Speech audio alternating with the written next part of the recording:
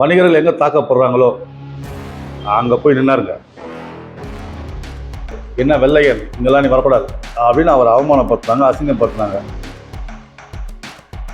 சென்னையில் இருக்கிற அத்தனை அடகு கடை வியாபாரிகளுக்கும் ஒரு அமைப்பு உருவாக்கி கொடுத்ததும் வெள்ளையன் தான். வியாபாரிகள் சங்கம் தான் மட்டும்தான் இல்லாம பொதுமக்களுக்காகவும் நாட்டுக்காகவும் தமிழ் தேசியத்துக்காகவும் அந்த தமிழ் உணர்வோடு போராடிய தலைவர் ஒரே ஐயா வெள்ளையன் மட்டும்தான். விக்ரமஜா அவர்களுக்கு 20 கோடி ரூபாய் பணம் கொடுக்குறாங்க. அது இல்லாம ஒரு 10 மாவட்ட தலைவர்களுக்கு ஒரு கருப்பு கலர் பொலேரோ கொடுக்குறாங்க. அரசு உரிமம் பெற்ற துப்பாக்கிங்க, அந்த துப்பாக்கியை அவர் கையில் கொடுக்குறாங்க. பிள்ளைகளுக்கு படிப்பு செலவு, அவங்க வியாபாரத்துக்கான ஊக்கத்தொகை, இப்படி பல திட்டங்கள் அங்க கொண்டு வந்திருக்காங்க. நான் மறைந்தாலும் எங்க அப்பாவுடைய புகழ் மறையக்கூடாதுன்னு தான் அறக்கட்டளை. இந்த அறக்கட்டளையில எல்லாரும் இணையணும் தயவு செய்து. 1000 ரூபாய் இருந்தால் அந்த வாடகை 15,000, 20,000 வரக்கூடிய அரசாங்கம் அவருக்கு வாழ்ந்த அந்த தெருவுக்கு நெல்வயல் சாலைக்கு வெள்ளையன் சாலை, அதை போன்று அவருக்கு மணிமந்தம் திட்டத்துக்கான இடம் இன்னும் கொடுங்க. வணக்கம். வணக்கம். மே 5 நீங்க உங்க தலைமையில நடத்தக்கூடிய 2வது வணிகர் மாபெரும் மாநாடு, ஐயாவுடைய கடந்து வந்த வாழ்க்கையை பார்க்கலாம். அது பத்தின ஒரு அறிமுகம். என்னை பத்தி உங்க அனைவருக்கும் தெரியுமா தெரியாதான்னு தெரியாது. ஆனா என்னுடைய தந்தை சுதேசி நாயகன் ஐயா வெள்ளையனை பத்தி தமிழகம் முழுக்க தெரியும், இந்தியா முழுக்கவும் தெரியும். நான் அவருடைய மகன் டைமண்ட் ராஜா வெள்ளையன். எங்க ஐயா தலைமையில இருந்த தமிழ்நாடு வணிகர் சங்க பேரவைக்கு இப்ப நான் தான் மாநில தலைவர். இந்த அமைப்பை சுதேசி நாயகன் ஐயா வெள்ளையன் அவர்கள் எப்படி கஷ்டப்பட்டு இந்த அமைப்பை உருவாக்கினாங்கன்னு அத்தனை சிறு குறு வணிகர்களுக்கும் தெரியும். தெரியாதவங்களும் இதை தெரிஞ்சுக்குங்க. சென்னை புறநகர் வணிகர் சங்கமாக இருந்தது ஒரு காலத்தில். அதில் போராட்ட குழு தலைவராக தான் ஐயா வெள்ளையன் அவர்களை தேர்ந்தெடுத்தாங்க. அந்த போராட்ட குழு தலைவராக அவர் இருக்கும்போது அத்தனை வணிகர்களுடைய பார்வையும் அவர் மேலே தான் இருந்தது. அதற்கப்புறமா சென்னை வணிகர் சங்கத்துக்கு அவர் தலைவரானார். அதற்கப்புறமா இது சென்னைக்குள்ளே மட்டுமே இது இருக்கக்கூடாது, தமிழகம் முழுவதும் இதை கொண்டு போகணும் அப்படின்னும் போது பார்த்துக்கிட்டா இந்த கொத்தவால் சாடி சென்னையில் பேசன் பிரிட்ஜ் வழியாக எல்லா வியாபாரிகளும் போகணும், இது யாரும் மறந்துடக்கூடாது. அப்போ அங்கே நிறையா வழிப்பறி பண்ணாங்க. அப்போ அத்தனை வியாபாரிகளும் பயந்தாங்க. அப்போ அந்த வழிப்பறி பண்ணுற அத்தனை கொள்ளையர்களையும் ஒத்தாளா நின்று அத்தனை பேரையும் அவர் ஆமாங்க ஓட விட்டாருங்க எல்லாரையுமே. அதற்கப்புறம் அந்த கொத்தவால் சாடிக்கு போகிற வியாபாரிங்க எப்போ வெள்ளையன் எப்போ வருவார், ஆமாம் இரவு 3 மணியா, அந்த வெள்ளையன் எப்போ வருவாரோ அப்போ நம்மெல்லாம் போகலாம் அப்படின்னு இவர் கூட ஒன்றா சேர்ந்தாங்க அத்தனை பேரும். வணிகர்கள் எங்கே தாக்கப்படுறாங்களோ அங்கே போய் நின்னாருங்க. சென்னையில் பார்த்துக்கிட்டிங்கன்னா மாமூல் கலாச்சாரம் அதிகமாக இருந்தது. பெரிய பெரிய ரவுடிங்கெலாம் பார்த்துக்கிட்டிங்கன்னா எங்கள் வீட்டுக்கு மளிகை சாமான் வந்துடணும், மாதம் வசூலுக்கு வந்துடுவாங்க. இந்த மாமூல் கலாச்சாரத்தை அடியோடு ஒழிச்சது அவர் தான். அவருடைய குடும்பத்தையும் பார்க்காம, பிள்ளைகளையும் பார்க்காம, ₹1 கூட தனக்குன்னு சேர்க்காம இந்த அமைப்பை தமிழகம் முழுக்க வளர்த்தாங்க. இப்போ தமிழகம் முழுவதும் போகும்போது அப்போல்லாம் பார்த்துக்கிட்டிங்கன்னா சேம்பர் ஆஃப் காமர்ஸ் இருந்ததுங்க. அது சேம்பர் ஆஃப் காமர்ஸில் பெரிய பெரிய முதலாளிகள் தான் இருப்பாங்க. அந்த சேம்பர் ஆஃப் காமர்ஸ் உள்ளே போகும்போதே என்ன வெள்ளையன் இங்கெல்லாம் நீ வரக்கூடாது அப்படின்னு அவர் அவமானப்படுத்தினாங்க, அசிங்கப்படுத்தினாங்க. இருந்தாலும் ஒரு சாமானிய வணிகன் மாவட்ட தலைவராக வரலாம் அப்படின்னு அந்த கலாச்சாரத்தை கொண்டு அவர் தாங்க. ஒவ்வொரு சாமானிய வணிகரையும் மாவட்ட தலைவராக உட்கார வச்சு அழகு பார்த்தாருங்க. அதற்கப்புறமா சேம்பர் ஆஃப் காமர்ஸ் அப்படின்ற ஒரு ஆதிக்கம் ஒழிக்கப்பட்டது. கிராமமாக போய் இங்கே ஏன் சங்கம் இல்லை, அப்படி ஒரு 10 பேராக ஒன்றாக இணைச்சி ஒரு ஊர்லேயும் அந்த சங்கங்களை உருவாக்கினாங்க. அது வெள்ளையினால் மட்டும்தான் முடியும். ஜாதி, மதம், இனம், மொழி எந்த பாகுபாடும் பார்க்காம எல்லாரையும் ஒன்றாக சேர்ந்து அவர் தாங்க. KK நகரில் அந்த அடகு கடை வியாபாரி ஒருத்தர் ஒரு 5-6 பேர் சேர்ந்து ஒரு 110 120 பவுன் நகையோ அதுக்காக அவர் வெட்டி கொலை பண்ணுறாங்க. அங்கே இருக்கிற அந்த லோக்கல் சங்க தலைவர்லாம் பயந்து ஓடினாங்க. அப்போ அந்த குடும்பத்துக்கு ஆறுதல் சொல்லி உடனடியாக அந்த 6 பேரையும் கைது செய்யப்பட்டு சிறையில் அடித்து எவ்வளோ பண்ணது ஐயா வெள்ளையன் தாங்க. அதற்கப்புறமா அந்த பான் புரோக்கர்ஸ், அதாவது அடகு கடை வியாபாரிகளை மொத்தமாக ஒன்றாக இணைச்சி சென்னையில் இருக்கிற அத்தனை அடகு கடை வியாபாரிகளுக்கும் ஒரு அமைப்பு உருவாக்கி கொடுத்ததும் வெள்ளையன் தான். இன்னைக்கு ஒவ்வொரு அடகு கடை வியாபாரியும் அதை மறந்துடக்கூடாது. இந்த அமைப்பு இப்படியே இருக்கக்கூடாது, வந்து நம்ம அரசாங்கத்துக்கே ஒரு எடுத்துக்காட்டாக இருக்கணும் அப்படின்னு சுயேட்சையாக தேர்தலில் நின்னாங்க. நின்று கணிசமான ஒரு ஓட்டையும் வாங்கி அரசாங்கத்துக்கு அமைச்சாங்க. ஆனால் எந்த ஆட்சியாளர் நெருக்கமாக இருந்தாலும் தனக்குன்னு எதுவும் கேட்காம வியாபாரிகளுக்கு ஒரு பாதிப்புனா உடனடியாக அவங்களையும் எதிர்த்து நிற்கக்கூடிய சக்தி வாய்ந்தவர் தான் வெள்ளையன். ஈழப்போர் நிறுத்தப்படணும், அங்கே கொத்து கொத்தா நமது மக்கள் வந்து சாகடிக்கப்படுறாங்க அப்படின்னு நம்ம முத்துக்குமார் என்ன பண்ணுறாருங்க, சாஸ்திரி பவனில் போயிட்டு அவர் ஒரு கடுதாசி எழுதி என்னுடைய பூத உடலை ஆயுதமாக பயன்படுத்துங்க, அங்கே போர் நிற்கணும் அப்படின்னு ஒரு இந்த துண்டு பிரசுரங்களை வந்து தூவிட்டு அவர் தீக்குளிச்சு இறந்துடுறாருங்க. அப்போ கேஎம்சியில் வந்து அவருடைய அந்த உடல் இருக்கும்போது அப்போ இருக்கிற அரசியல்வாதிகள் மொத்த பேரும் வந்து இதை வச்சு எப்படி அரசியல் பண்ணலாம் அப்படின்னு தான் பார்த்தாங்க. முத்துக்குமாரோடைய இந்த பூத உடலை எங்கள் ஆஃபீஸுக்கு நாங்கள் கொண்டு போய் வச்சு சாயங்காலம் அடக்கம் பண்ணிடுறோம் அப்படின்னாங்க. இதெல்லாம் கேட்டுட்டு எங்கள் அப்பா என்ன பண்ணாங்கன்னா எனக்கு ஃபோன் பண்ணாங்க, தம்பி இங்கே வான்னாங்க. நான் போனாங்க. தம்பி இவங்கெல்லாம் அரசியல்வாதிங்க, இவங்களுக்கெல்லாம் வந்து இதனுடைய இதை பற்றி தெரியாது, இன்னைக்கு இவரை வந்து அடக்கம் பண்ணிட்டா இதற்கு வந்து வேல்யூ இல்லாமல் போயிடும். உடனே என்ன பண்ணாங்க, என்ன சொல்லி தம்பி இவரை நம்ம குளத்தூரில் இருக்கிற சங்கத்துக்கு முன்னாடி மேடை அமைத்து அங்கே ரெடி பண்ணுங்கன்னாங்க.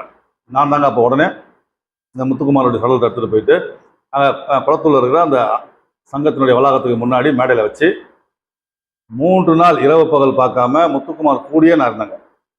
எல்லா தலைவர்களும் எவ்வளவோ சொன்னாங்க, ஐயா வெள்ளையன் கேட்கவே இல்லைங்க. 3ஆவது நாள் இந்த தமிழ் தேசிய மாணவர்கள்னு சொல்லி அவங்க ஒரு 1000 பேருக்கு மேலே வந்துட்டாங்க. வந்து முத்துக்குமார் பூத உடலுக்கு சுற்றி ஒரு அரணா இருந்து அதற்குள்ள நான் மட்டும்தாங்க அலோடு, வேறு யாருமே அலோடு இல்லைங்க. இப்போ இந்த மாணவர்கள் அதை கையில் எடுத்தாங்க. ஏன்னா 3 நாள் நான் அங்கேயே இருந்தேங்க, படுத்து கிடந்தேங்க. எங்கள் அப்பாவும் அங்கேயே இருந்தாங்க. இலங்கையில் இருந்து அன்றைக்கி இருக்கிற இந்த இராணுவ தளபதி பொட்டு அம்மனும் பாலசிங்கனும் பேசுகிறாங்க நேரடியாக ஐயாவுக்கு. ஐயா எங்களோட தலைவர் போர்க்களத்தில் இருக்காங்க, உங்களுக்கு அவருடைய நன்றியை சொன்னாங்க. வியாபாரிகள் சங்கம் தான் மட்டும்தான் இல்லாமல் பொதுமக்களுக்காகவும் நாட்டுக்காகவும் தமிழ் தேசியத்துக்காகவும் அந்த தமிழ் உணர்வோடு போராடிய தலைவர் ஒரே ஐயா வெள்ளையன் மட்டும்தாங்க. அப்போல்லாம் நான் கூட இருந்தேங்க. அதுக்கு எவ்வளவோ பிரச்சனை, எவ்வளவோ சிக்கலுங்க. இது நடுவில் அவர் கூட நான் மட்டும்தாங்க இருந்தேன். அதுதான் 3ஆவது நாள் அங்கே ஈழத்தில் வந்து போர் நிறுத்தப்பட்டதுன்னு சொன்னாங்க. அது இடமா தாங்க சாயங்காலம் ஒரு 3ஆவது நாள் சாயங்காலம் 6 மணி தாங்க அந்த பூத உடலை நாங்கள் வந்து கொண்டு சென்றோங்க பயணத்துக்கு. இரவு 2:30 மணி ஆச்சுங்க அடக்கம் செய்யும். இப்படியெல்லாம் அவர் வந்து பொது வாழ்க்கை தன்னை ஈடுபடுத்தி கொண்டு வருங்க. துரோகங்கள் அவமானங்கள் இதற்கு சந்திச்சுதான் ஒரு மனிதன் வந்து தலைவனாக உயர முடியும். அப்ப அந்த வகையில ஐயா சந்திச்ச மிகப்பெரிய ஒரு துரோகம்னா எதுவாக இருக்கும்? 40 கடை ஈசிஆர்ல காலி பண்ணணும் அப்படின்னும் போது அந்த 40 கடைக்காரர்களும் இவர்கிட்ட வராங்க. தென் சென்னை மாவட்ட தலைவராக இருந்த ஏஎம் விக்ரமராஜா அவர் தான் பேச அனுப்புறாருங்க. அப்போ அவர் தென் சென்னை மாவட்ட தலைவருங்க. அப்போ அவர் என்ன சொல்றாரு, தலைவர் இதில் அரசியல் இருக்கு, ஆளுங்கட்சி தான் வாங்குறாங்க. அவருடைய நிலை தடுமாறும் போது இவர் என்ன பண்றாருங்க, அந்த 40 வியாபாரிகளுக்கும் விசுவாசமா போய் நிற்கும் போது வெள்ளையன் உங்களுக்கு இத்தனை கோடி தரோம். அப்போ அவர் சொன்ன வார்த்தை, எனக்கு தரதை விட இன்னொரு 2 கோடி எக்ஸ்ட்ரா போட்டு அவங்களுக்கு தரலாம், உங்ககிட்ட இல்லாத பணமா அப்படின்னும் போது நேரடியாக ஆளுங்கட்சியை வந்து அவர் வந்து எதிர்க்கிற ஒரு இது வருது. அப்போது அந்த நேரத்தில் அந்த கடைக்காரங்கள்லாம் ஒரு நல்ல ஒரு சுமூகமான ஒரு முடிவு ஏற்படுத்தி கொடுக்குறாருங்க. அதில் என்ன பண்ணுறாருங்க, விக்ரமராஜன்றவர் கொஞ்சம் பின்வாங்கி போகும்போது அப்போது வெள்ளையன் வந்து இத்தனை வணிகர்கள் இருக்காங்கன்ற ஆணவத்தில் ஆடுறாரு அப்படின்ட்டு, அது பேர் ஆணவம் இல்லைங்க, அவரை நம்பி வந்தவங்களுக்காக அவர் உண்மையாக இருந்ததுங்க. அவர் உண்மையாக இருக்கிறது பிடிக்காம போய் அன்னைக்கு இருந்த அரசாங்கம் விக்ரமராஜா அவர்களுக்கு 20 கோடி ரூபா பணம் கொடுக்குறாங்க. 20 கோடி கொடுக்குறாங்க. அது இல்லாமல் வந்து ஒரு 10 மாவட்ட தலைவர்களுக்கு வந்து ஒரு கருப்பு கலர் பொலேரோ கொடுக்குறாங்க. இப்படி பணம் கொடுத்து இந்த அமைப்பை வந்து பிரிக்கிறாங்க. இப்படி துரோகம் பண்ணவர் தான் விக்ரமராஜா. அவர் எங்கள் வீட்டிலேயே வந்து சாப்பிடுவாருங்க டெய்லி. எங்கள் அப்பா ஊரில் இல்லைன்னா கூட எங்கள் வீட்டுக்கு வந்து அண்ணி சாப்பாடு இருக்கான்னு கேட்டு வாங்கி சாப்பிடுவாங்க. சரி, ரெண்டாவது இன்னொன்று சொல்கிறேங்க இல்லைங்க. அவர் ஆரம்ப காலகட்டத்தில் ராஜரத்னா ஸ்வீட் வச்சுருந்தாருங்க. இந்த ராஜரத்னா ஸ்வீட்ஸில் வந்து பார்த்துக்கிட்டிங்கன்னா ஒரு முறை வந்து அவர் தம்பி ஏஎம் காமராஜர் மேலே ஏதோ ஒரு வன்மங்க. அப்போ என்ன ஆகுதுன்னா அந்த எதுக்கு ஆட்டோ ஸ்டாண்டில் இருக்கிறவங்க எல்லாம் இப்போ வந்து அந்த ராஜரத்னா ஸ்வீட்ஸ்க்கு அடிக்கிறாங்க. அடித்து அந்த கடையை உடைக்கும் போது அப்போ தான் நாங்கள் போகிறோம். அப்போ உடனே நாங்கள் போய் அதை தடுத்து நிறுத்தி அவங்க எல்லாரையும் கலைச்சி அப்போ விக்ரம வந்து கல்லாப்பேட்டி கீழே போய் படுத்துட்டாருங்க விக்ரமராஜா. ஐயா வெள்ளையன் அவர்கள் விக்ரமராஜான்னு சொல்ல, ஐயோ நான் வரலங்க என்னை விட்டுருங்கன்னு சொல்ல, அதற்கரமாக அவரை உட்கார வச்சு அந்த குடும்பத்தார் அவர்களுக்கு வந்து தைரியத்தை கொடுத்து, விக்ரமன் நான் இருக்கிறேன், நான் வெள்ளையன் நான் இருக்கிறேன், தைரியமாக இருக்கணும், உங்களை யாரும் எதுவும் பண்ண முடியாது, நான் பார்த்துக்கிறேன் அப்படின்னு சொல்லி அவருக்கும் அந்த குடும்பத்தார் அவர்களுக்கும் தைரியத்தை கொடுத்தாரு. அதற்கப்புறமா அவங்க அப்பா நல்ல பேருங்க, ஒரு பேர் பெரியவருங்க, தியாகி அவர் கையை பிடிச்சி வெள்ளையன் விக்ரமன் நீங்கள் தான் பார்த்துக்கணும், ஐயா நான் பார்த்துக்கிறேன், ஒன்றும் ஆகாதுன்னு அன்னைக்கு அவர் சத்தியம் பண்ணி கொடுத்தாருங்க அவங்க அப்பாவுக்கு. இப்படிப்பட்ட ஒரு விக்ரமராஜா 20 கோடி பணம் வாங்கி துரோகம் பண்ணலாமா? இன்னைக்கு வந்து மிகப்பெரிய ஒரு ஜாம்பவானா இருக்கலாங்க பணத்தில். ஆனால் செல்வாக்கில் இன்னைக்கு ஐயா வெள்ளையன் தாங்க. அவர் தலைமையில் இருக்கக்கூடிய தமிழ்நாடு வணிகர் சங்கங்களின் பேரவை தாங்க. வெள்ளையனுக்கு துரோகம் செய்த விக்ரமராஜா பின்னாடி இவங்கெல்லாம் இன்னைக்கு போகும்போது அது ரொம்ப சங்கடமாக இருக்குங்க. என்ன நியாயம் கிடைக்கும்? எங்கள் அப்பா இறக்கும்போது ₹1 பணம் கிடையாது, என்கிட்டயும் கிடையாது, அவர்கிட்டையும் கிடையாது, என் குடும்பம் யாருமே கிடையாது. காமராஜர் இறக்கும்போது கூட ₹140 ஒரு சட்டப்பை இருந்ததுன்னு வரலாறு உண்டுங்க. ஆனால் எங்கள் அப்பா இறக்கும்போது ₹1 பணம் இல்லை. 4 ஆண்டு காலமாக அவருடைய மருத்துவ செலவை பண்ணது எல்லாமே வந்து வியாபாரிகள் தாங்க. கடைசியாக எங்கள் அப்பா என்கிட்ட வந்து பேசுகிறாங்க. நாளைக்கு அவங்களுக்கு பேச்சு போகுதுன்னா நீ வந்து பேசுகிறாங்க. என்ன சொல்கிறாங்க? தம்பி, இந்த அமைப்பை உருவாக்கினேன், ஆனால் இந்த அமைப்புக்கு நான் எதுவும் சேர்க்கலை. உன்னை வளர்த்தேன், நீயா வளர்ந்த, உனக்கும் நான் எதுவும் சேர்க்கிறேன். ஆனால் உனக்கு மிகப்பெரிய ஒரு சொத்து சேர்த்து வச்சிருக்கிறேன், அது உனக்கு இப்போ தெரியாது அப்படின்னாங்க. நானும் ஏதோ சரி ஏன்னா மறைச்சு வச்சுருப்பாங்க அப்படின்னு நினச்சேன். அவர் மறைவுக்கு அப்புறமாங்க எல்லாரும் வந்தாங்க, அந்த இறுதி சடங்கு வந்தாங்க, மாலை போட்டாங்க. ஏன் விக்ரமராஜாவே வந்தாருங்க, எங்கள் அம்மா கையை பிடிச்சி அழுதாருங்க. அதுக்கப்புறமா அந்த இறுதி உருவத்தில் பார்த்தாங்க ஏகப்பட்ட லட்சக்கணக்கான ஜனங்க. என்னப்பா என்கிட்ட கடைசியாக சொல்லிட்டு நீங்கள் வந்து இப்படி படுத்துட்டீங்களே, ஏதோ சொத்து சேர்த்து வச்சுருன்னு சொன்னீங்களே, ஆமாம் எதுவுமே சொல்லாமல் வந்து படுத்துட்டீங்களா அப்படின்னு நான் வேதனைப்பட்டேங்க. அப்புறமா தான் எனக்கு தெரிஞ்சது எங்கள் அப்பா சேர்த்து வச்ச சொத்துக்களே இந்த மக்கள் தான் அப்படின்னு அந்த முதல் மாநாட்டில் நான் பார்த்தேங்க. பார்த்து கண் கலங்கலங்க. இந்த அமைப்பை எப்படியாவது தூக்கிட்டு போயிடணும்னு சொல்லி எங்கள் கூடியே இருந்த சவுந்தரராஜன், விக்ரமராஜாவுக்கு அப்புறமா அவர் தென்சென்னை மாவட்ட தலைவராக வந்தாருங்க. சவுந்தரராஜன் ராஜா, அவரை ஒரு 8 பேர் கொண்ட கும்பல் அவர் ஆஃபீஸில் நைட்டு வெட்டுறாங்க. வெட்டும்போது அப்போ எங்கள் அப்பா வெளியூரில் இருக்கிறாங்க. எனக்கு தகவல் சொல்கிறாங்க. நான் ஒரு 10 பசங்களோட அங்கே போய் அவருக்கு பாதுகாப்பு கொடுத்து அவர் அந்த ரத்தத்தோட சென்னை கிரீம்ஸ் ரோட்டில் இருக்கிற அப்போலோவுக்கு கூப்பிட்டுட்டு வந்து, அப்போ எங்கள் அப்பா ஃபோன் பண்ணி சொல்கிறாங்க, தம்பி அவர் திரும்பவும் தாக்குற மாதிரி இருக்கு, அவர்கிட்ட யாரும் நெருங்கக்கூடாது அப்படின்னாங்க. நெருங்காமல் பார்த்துக்கிட்டாங்க. விடிய தூக்கம் இல்லாமல் பார்த்துக்கிட்டாங்க.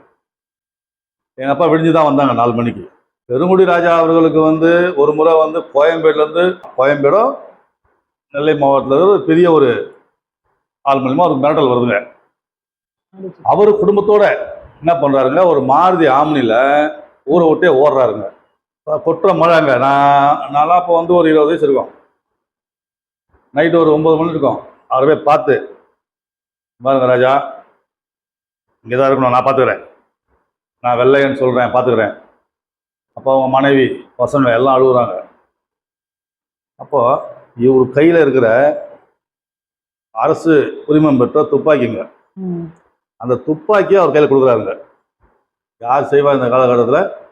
அந்த துப்பாக்கியை அவர் கையில் கொடுத்து, யார் வந்தாலும் சுடுங்க, நான் பார்த்துக்கிறேன், இந்த துப்பாக்கி என் பேரில் தான் இருக்கு, இதுக்கு நான் கணக்கு சொல்லிக்கிறேன், அதுக்கு நான் பொறுப்பு.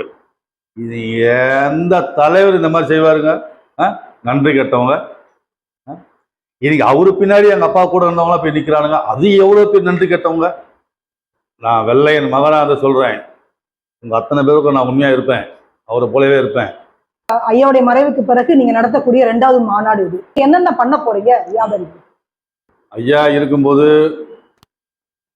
எல்லாம் ஐயாவுடைய பேரை சொல்லி சம்பாதிச்சாங்க, இல்லைன்னு சொல்ல. ஐயா இருக்கும்போது மாநாடு நடந்ததுங்க. ஏதோ ஐயாவுக்கு அப்புறமா நான் பொறுப்பேற்று நடத்தும் போது இதில் நிறைய துரோகிகளை பார்த்தாங்க. ஏன்னா எல்லாருமே வந்து சரி, தலைவருடைய மகன் 25 வருஷமா தலைவரோட இருந்தார, நமக்காக இருந்தார அப்படின்னு நினச்சி வருவாங்கன்னு பார்த்தா யாருமே இல்லைங்க. அதில் ஒரு சிலர் தான் ஏற்றுக்கிட்டாங்க. என்ன அன்னைக்கு முதல் மாநாடு பச்சை பாஸ்கராஜுக்கு ஆப்போசிட்டில் பண்ணாங்க. ஒரு கணிசமான பேர் வந்தாங்க. ஆனால் அந்த மாநாடு வெற்றி பெற்றதுங்க. இந்த முறை நான் எதுவும் கையில் பணம் காசு இருக்கா இல்லை, ஆனால் இந்த அமைப்பை தெளிவாக நடத்தி கொண்டு போகிறாங்க. இந்த முறை சென்ற முறையோடு இந்த முறை 46 மாவட்டம், அது இல்லாமல் பல பேர் வந்து நம்மக்கிட்ட இணைய இருக்கிறாங்க. சென்ற முறை நான் வந்து மாநாட்டுக்காக நிதி கேட்க போனாங்க. அது ஒரு பெரிய ஒரு நிறுவனத்தினுடைய முதலாளி. அவர் என்ன சொன்னார்னா, வெள்ளையன் நடத்தினாருங்க, ஆனால் இவ்வளோ பெரிய ஜாம்பவான் இருக்கிற இந்த பேரவையை இவர் எப்படி நடத்துவார், இவர் நடத்திடுவாரா அப்படின்னு சொன்னாருங்க. ஆனால் ₹1 பணம் தரலங்க. ஆனால் இன்னைக்கு அதே அந்த நபர் சொல்கிறாருங்க, பரவாயில்லையா தம்பி பண்ணிட்டாரன்ட்டு. வியாபாரிகளுக்கு மட்டும்தாங்க நான் உழைச்சேங்க. என் கூட இருக்கக்கூடிய மக்கள் அத்தனை பேரும் நல்லவங்களாக இருந்தாங்க. இன்றைக்கி 46 மாவட்டம், அது இல்லாமல் நிறைய பேர் இணைய இருக்கிறாங்க. இந்த மறைமலை நகரினுடைய நடத்துகிற அந்த மாநாட்டில் 1,00,000 பேருக்கு மேலே வருவாங்க. 50,000 பேருக்கு மட்டன் பிரியாணி தான் போடணும் அப்படின்ற முடிவில் இருந்தாங்க இருக்கிறேன். இப்போ ஒரு சிலர் என்ன கேட்டாங்க, இந்த வசூல் பணத்தில் இவ்வளோ ஆடம்பர செலவு எதுக்கு, இதை குறைச்சிக்கலாமே, ஒரு 30-40 லட்ச ரூபா உங்களுக்கு செலவுக்கு வருங்க அப்படின்னாங்க. அந்த பணத்தை வச்சு நான் சாப்பிடணுன்ற அவசியம் எனக்கு கிடையாது. ஏன்னா எங்கள் அப்பா என்னை அப்படி வளர்க்கல. எவ்வளோ கோடி கோடியாக கொட்டி கொடுத்தாலும் அந்த மாநாட்டில் தான் நான் செலவு பண்ணுவேன். ஏன்னா ஐயா வெள்ளையன் அவர்கள் வந்து வாழ்ந்தது, அவர் ஆசைப்பட்டது எல்லாமே அந்த மாநாடு தாங்க. அதனால் அந்த மாநாட்டுக்கு நிச்சயம் அவர் வருவாருங்க. அந்த ஆத்மா சந்தோஷப்படுங்க, எனக்கு தெரியும் அவரை பற்றி நல்லாவே. அதனால தான் இந்த மாநாடு சீரும் சிறப்பமாக இருக்கணும்னு ஆடம்பரமாக பண்ணுறாங்க. ஆனால் பணம் வரும், எப்படியாவது பணம் வருங்க, அவ்வளோதாங்க. அந்த நம்பிக்கை எனக்கு இருக்குது. என்னுடைய மக்கள் தருவாங்க எனக்கு. இந்த மாநாட்டிற்காக என்னுடைய மக்கள் நிச்சயமாக தருவாங்க. ஏன்னா என்னை பற்றியும் எங்கள் அப்பாவை பற்றியும் நல்லாவே தெரியும். வரக்கூடிய வியாபாரிகளுக்கு என்னென்ன நலத்திட்டங்கள் இந்த மாதிரி ஏதாவது விடயங்கள் இருக்கும் இல்லையா? அதுதாங்க இப்போ கடைசியாக எங்கள் அப்பா என்கிட்ட சொன்ன வார்த்தை, இந்த அமைப்புக்கு தம்பி வளர்த்தேன், எதுவும் சேர்க்கலை. உங்களை உருவாக்கலாம், நீங்களும் வளர்ந்தீங்க, உங்களுக்கும் எதுவும் சேர்க்கலை. உங்களுக்கு மிகப்பெரிய சொத்து சேர்த்து வச்சுருன்னு சொன்னார் இல்லைங்க. அது யாரை சொன்னாருங்க? இந்த மக்கள் தான் சொன்னார். அப்போது இந்த மக்கள் தான் என்னுடைய சொத்துக்கள். ஒவ்வொரு வணிகனும் குடும்பத்தோடு இந்த மாநாட்டுக்கு வரணுங்க. அப்போ தான் வெள்ளையன் அவர்களுடைய ஆத்மா சந்தோஷப்படுங்க. நிச்சயமாக வருவார், பார்ப்பார். அந்த ஒவ்வொரு வணிகர்களுக்கும் அவங்க வந்து உறுப்பினர் சேர்க்கைக்கு உள்ள வரணுங்க. அவங்க அந்த உறுப்பினர் சேர்க்கைக்கு உள்ள வந்துட்டாங்கன்னா அவங்களுக்கு வந்து 10 லட்ச ரூபாய்க்கான இன்சூரன்ஸுங்க.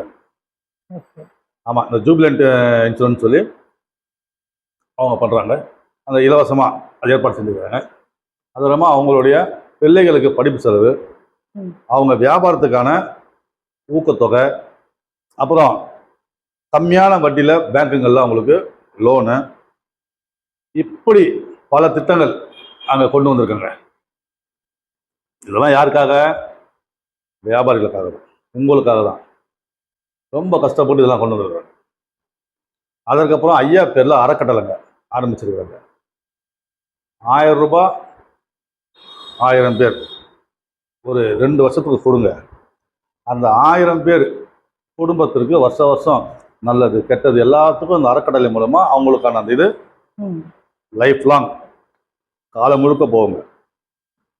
அந்த குடும்பத்தில் யாராவது படிப்பு செலவு வேணுமா, அதுவும் அந்த அறக்கட்டளை மூலியமா போகணுங்க. ஏன்னா அமைப்புக்கு நிதி தேவை. நாளைக்கு நான் இல்லைன்னா கூட இந்த அமைப்பு இருக்கணும். நான் மறைந்தாலும் எங்கள் அப்பாவுடைய புகழ் மறையக்கூடாதுன்னு தான் அறக்கட்டளை. இந்த அறக்கட்டளையில் எல்லாரும் இணையணும் தயவு செய்து. இப்படி பல திட்டங்களை அந்த மாநாட்டில் கொண்டு வந்திருக்காங்க. இப்ப நடைபாதை வியாபாரிகள் இருக்காங்க இல்லையா, ஸோ அதுல இருந்து பெரிய வியாபாரிகள் வரைக்குமே நீங்க சொல்லக்கூடிய இந்த கல்வி அப்படின்றது நீங்க கொடுக்குறீங்களா? ஆமாங்க, சங்கத்தில் இருக்கக்கூடிய நடைபாதை வியாபாரிகளாக இருக்கட்டும், சிறு கடைகளாக இருக்கட்டும், எல்லாருக்குமே இது பொருந்துங்க. கடையில வேலை செய்யக்கூடிய நபர் கூட இது பொருந்துங்க இது. ஏன்னா வியாபாரிகளுக்கு இதை பத்தி தெரியலங்க. அவங்க பாட்டு காலம் முழுக்க வேலை செய்யறாங்க. திடீர்னு ஏதோ ஒரு மரணமோ ஏற்பட்டதுன்னா இன்சூரன்ஸ் எப்படி, இன்சூரன்ஸ்ல ஒரு 10 லட்ச ரூபா வருமானம்லாம் அவங்களுக்கு தெரியுது இல்லை. ஒரு கடையில கை கால் அடிப்பட்டா ஒரு 3 லட்ச ரூபா வரும், அதுவும் அவங்களுக்கு தெரியுது இல்லைங்க. இப்போ அவரு எதெல்லாம் செய்யணும்னு ஆசைப்பட்டாரோ அதையெல்லாம் நான் செய்வேன். இது வரைக்குங்க 25,000 உறுப்பினர் படிவு நான் கொடுத்துருக்குறேங்க. இதுல மீனும் இந்த மாநாடை ஒட்டி 1,00,000 வணிகர்கள் அதில் வந்து இணைய இருக்கிறாங்க. நீங்க வந்து அரசாங்கத்திட்ட வைக்கக்கூடிய கோரிக்கை என்னவாக இருக்கும் வியாபாரிகளுக்காக?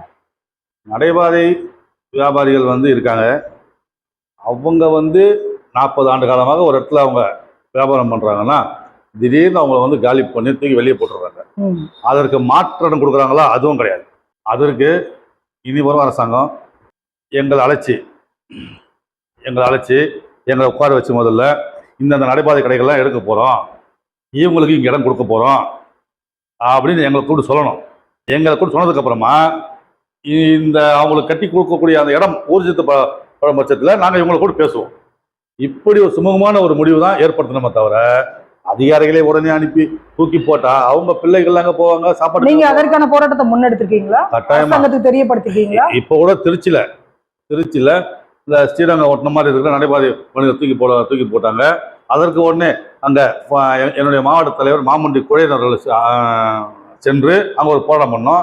இப்போ மதுரையில் அந்த மாட்டுத்தாவணி பக்கத்தில் இருக்கக்கூடிய நடைபாதை கடைகளை வந்து தூக்கி போடும்போது அங்க இருக்க எங்களுடைய மாவட்ட தலைவர் சிவ கருணாகரன் போய் அவர் தலைமையில் ஒரு 50 பேர் போய் அதை தடுத்து நிறுத்தினாங்க. அப்புறமா சென்னையிலையும் அதே மாதிரி தான் நாங்கள் எல்லாம் போய் அந்த இதுல இருக்க நடைபாதை சங்கத்தை டி நகர்லாம் பண்ணாங்க. அதுக்கு நம்ம கட்டி கொடுத்தாங்க. சுமூகமே இல்லாமல் பிரச்சனை தான் முடிஞ்சது. இதெல்லாம் இனி வரும் அரசாங்கம் சுமூகமான முறையில் எங்களை அழைச்சி கூப்பிட்டு பண்ணுங்க, நாங்கள் வேணான்னு சொல்லலை. அதே போல் பார்த்துக்கிட்டிங்கன்னா இப்போ ஒரு 20 லட்சம் குடும்பம் பாதிக்கப்படுதுங்க இந்த கோயில் நிலங்களில் இருந்த கடைகளால். இன்னைக்கு 1000 ரூபாய் இருந்த அந்த வாடகை 15,000 20,000 அப்படின்னு திடீர்னு சொல்லி பண்ணால் எப்படி கட்ட முடியும்? அவங்க ஒரு 20-30 ஆண்டு காலமாக இருக்கிறாங்க, எப்படி கட்ட முடியும்? பூ வியாபாரம் பண்றவங்களும் கட்டிதாகணும், இடியாப்பம் வியாபாரம் பண்றவங்களும் கட்டிதாகணும்ன்றாங்க. லைசன்ஸ் வாங்கணும் அதுக்கு. ஏன்னா ரோட்ல பாட்டி வடை சுட்டு விட்டாலும் அதுக்கும் கொடுக்க கேட்கறாங்க. எந்த நியாயங்க இதெல்லாம் இருக்கக்கூடாதுங்க. அப்படிலாம் முதல்வரை சந்திச்சு நீங்க மனு ஏதாவது கொடுத்துருக்கீங்க? ஆமாங்க, நாங்க ஒரு 3 மாசத்துக்கு முன்னாடி ஒரு ஆர்ப்பாட்டம் பண்ணாங்க ராஜரத்ன ஸ்டேடியத்துல. அதனோட கோரிக்கையை கொண்டு போய் நாங்க முதலமைச்சர் கொடுத்தோம். அதனோட கோரிக்கையை கொண்டு போயிட்டு எதிர்கட்சி தலைவர் எடப்பாடி பழனிசாமி அவர்களை பார்த்து கொடுத்தோம். ஒரு ரெஸ்பான்ஸும் எங்களுக்கு இல்லைங்க. அடுத்த இனி வரக்கூடிய ஆட்சியாளர்கள் எங்களை கூப்பிட்டு சுமூகமான முறையில் பேசினாங்க. சுமூகமான முறையில் பிரச்சனைகள் வந்து முடிக்கப்படணும், இதுதாங்க எங்களுக்கு தேவை. அண்ணா, அதே மாதிரி நீங்க அரசாங்கத்துக்கு நிறைய கோரிக்கைகள் வச்சிருக்கீங்க, வியாபாரிகளுக்கும் நிறைய வாக்குறுதிகள் கொடுக்குறீங்க. ஐயா இருந்த மாதிரி இப்போ வந்து அந்த சங்கத்தை வந்து நடத்திட்டு வரதான் நாங்க பார்த்துட்டு இருக்கிறோம். அரசாங்கத்துக்கு ஐயாவுக்காக வைக்கக்கூடிய கோரிக்கை அப்படின்னா எதுவாக இருக்கும்? இன்னைக்கு வணிகர் சங்கம்னா அது அவர் தாங்க. ஒவ்வொரு வணிகம் தெரியும். அது தனக்குன்னு வாழாம மக்களுக்காக வாழ்ந்த ஒரே தலைவர் அவர் தாங்க. வரக்கூடிய அரசாங்கம், நான் எதுவும் பெருசா கேட்கலங்க, வரக்கூடிய அரசாங்கம் அவருக்காக ஒரு மணிமண்டபம் கட்டி கொடுக்கணுங்க. இல்லை அப்படின்னா நம்ம கோயம்பேடு வளாகத்தை சுற்றி எங்கேயாவது அரசாங்கத்தினுடைய புறம்போக்கு இடம் இருக்குங்க, அதை கணக்கெடுத்து மணிமண்டபம் கட்டத்துக்கான இடத்தையாவது ஒதுக்கி கொடுத்தாங்கன்னா சந்தோஷமா இருக்குங்க. அது நாங்கள் கட்டிக்கிறோங்க. இது ஒன்று தான் நான் கேட்குறது. ஐயா வாழ்ந்து மறைஞ்ச அவருடைய அந்த தெருவுக்கு பேர் வெள்ளையன் அப்படின்னு வைக்கலாங்க. அவர் எங்களுக்குன்னு வாழலை, எங்கள் யாருக்கும் எதுவும் சொத்தும் சேர்த்து வைக்கல. அவர் ஒவ்வொரு வணிகர்களுக்காக மட்டும்தான் அவர் வாழ்ந்தார். இது யாருமே முன்னெடுத்து வைக்கலைங்க. இப்போ ஒரு நகைச்சுவை நடிகர் விவேக் அவர் மறைந்ததுக்கப்புறமா அந்த தெருவுக்கு அவர் தெருவில் வைக்கிறாங்க. அப்படி இருக்கும்போது இன்னைக்கு வியாபாரிகளால் தான் இந்த அரசாங்கம் நடத்தப்படுது. அப்போது அந்த அரசாங்கத்துக்கு அவர் எவ்வளோ பண்ணியிருப்பாருங்க, வணிகர்களுக்கு எவ்வளோ பண்ணியிருப்பாருங்க. அவருக்கு இதை வைக்கலாம்லாங்க. இதை மட்டும்தான் நான் கோரிக்கை கேட்குறேன். நீங்க இவ்வளவு நேரம் வந்து ஐயாவுடைய கடந்து வந்த வாழ்க்கை மாநாடு பற்றி பேசுனீங்க, கோரிக்கையை வந்து முன்வச்சீங்க. கண்டிப்பாக இந்த கோரிக்கையை வந்து எந்த அரசாங்கமா இருந்தாலும் அவங்களுடைய செவிகளை கேட்கணும். ஐயாவுக்கு வந்து இந்த தெருவுடைய பெயர் வந்து வெள்ளையன் சாலைன்னு மாறணும். ஒரு மணிமண்டபம் வந்து நீங்க நினைச்ச மாதிரியே கட்டணும். ஸோ அதற்காக வந்து நான் அரசாங்கத்துக்கும் சரி இறைவன் கோரிக்கை வைக்கிறேன். மீண்டும் சந்திக்கலாம். ரொம்ப ரொம்ப நன்றி. நன்றி.